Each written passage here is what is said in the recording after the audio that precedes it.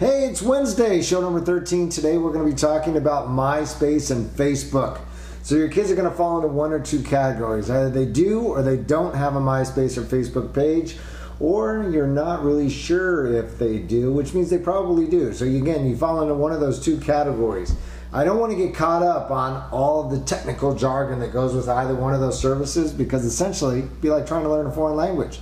And we're going to try and do that in less than 5 minutes? I don't think so. What I do want to talk about, though, is privacy, because that's actually a much bigger issue. Before we get to that, though, I think it's fair that I give you just a brief introduction to what these two services are all about. Imagine having a scrapbook of all of your favorite photos that you want to share with your closest group of friends. That's probably the closest analogy that I can give you to what kids are doing with MySpace and Facebook online when they're using it in a positive way. There's always, the negative uses, but we're going to stick with the positive today.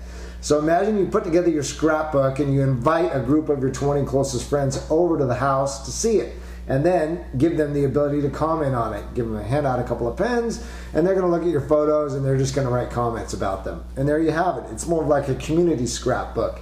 You put it together, but you've given your closest friends access to it. Could be a good thing, unless you have 600 and some friends with access to your scrapbook, and then you start to lose control. So there's a couple of key things that I want to point you towards today. 5 action steps. The first one, you have got to get online. You've got to get online.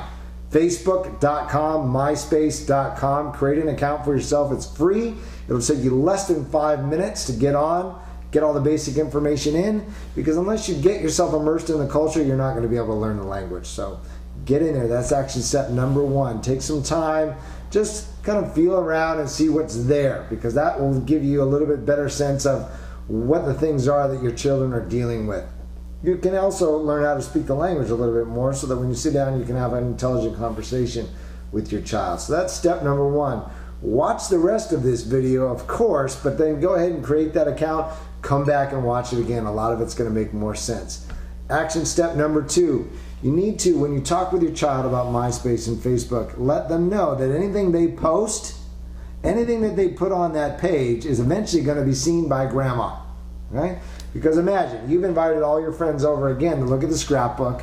Grandma may not be there, but somebody at the party is going to know grandma, and they're going to come back and tell her about what they saw on that scrapbook. So anything that gets posted on those pages is eventually going to get seen by grandma. What that means is you need to be responsible with what you're posting, both on your page and on your friend's page, because even though it's there and only friends have access to it, that doesn't prohibit me from sharing what I've seen there.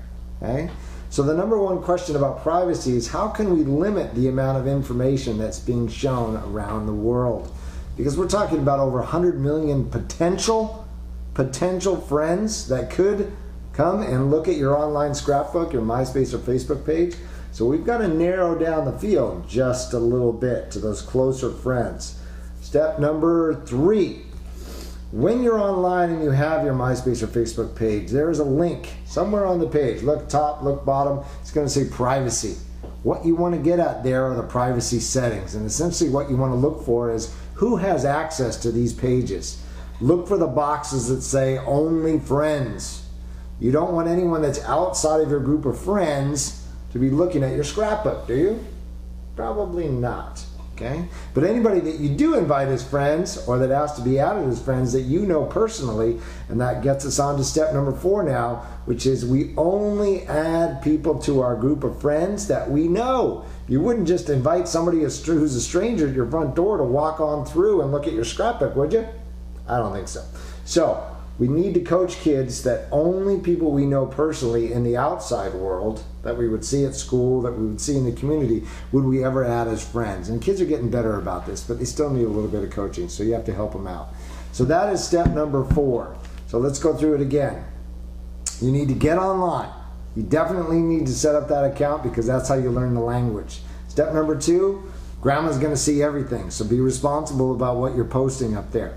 Step number 3, adjust the privacy settings so that only friends have access to those pages.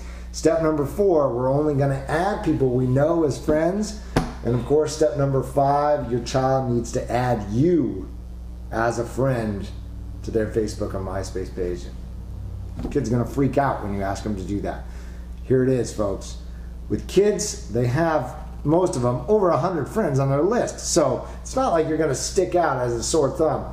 Here's the thing. Membership has its privileges. When your child adds you as a friend, it comes with some conditions. Number one, you may not say anything at all about what you see there online.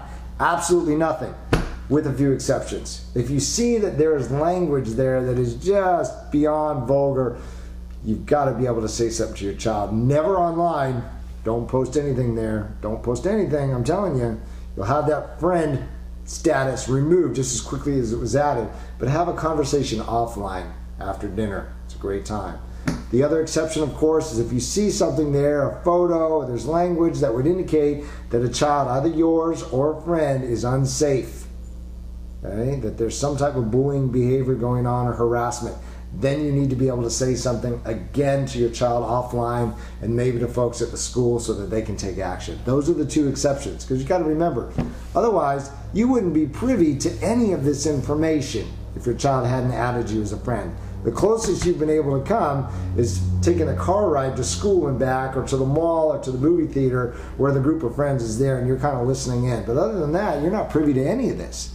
So really, for the first time, parents, this is an opportunity to get closer to your child's social group than you've ever had. So don't blow it, okay? Don't blow it. Just simply sit in the background, observe, don't get obsessed, but observe, and just get a feel for what's happening in your child's social life. So there you have it. 5 steps to keeping kids safe online, and that's actually what the focus of it is. It's really about keeping kids safe and talking about issues of privacy. Have a wonderful Wednesday wherever you are. Take care. I'll talk to you soon.